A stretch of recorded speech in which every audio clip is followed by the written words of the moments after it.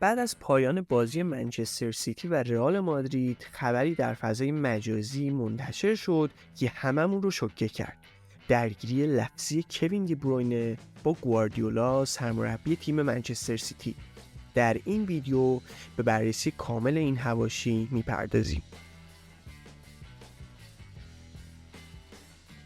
یکی از صحنه‌های عجیب بازی منچستر سیتی و رئال مادرید که با پیروزی 4-0 سیتیزن ها همراه بود، مربوط به لحظه‌ای که کوین دی بروینه و پپ گواردیولا وارد یک درگیری لفظی شدند. در این صحنه گواردیولا به کوین دی بروینه میگه که توپو پاس بده، اما کوین دی بروینه در حالی که بین بازیکن‌های رئال مادرید تحت فشار عصبانی میشه و از گواردیولا میخواد که دهنشو ببنده. اون میگه که دهنتو ببند، خفه شو.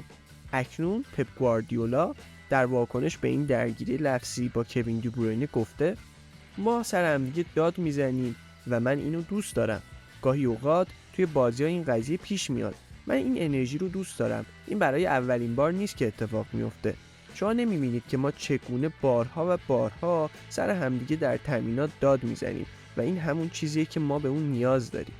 کوین دی بروینه بدون شک یکی از کلیدی ترین مهره های پپ گواردیولا توی منچستر سیتیه و گواردیولا بخش زیادی از موفقیت خودش در جمع سیتیزن ها رو مدیون درخشش های ستاره بلژیکیه و به نظر میرسه به همین دلیل نمیخواد که رابطش با اون خراب بشه.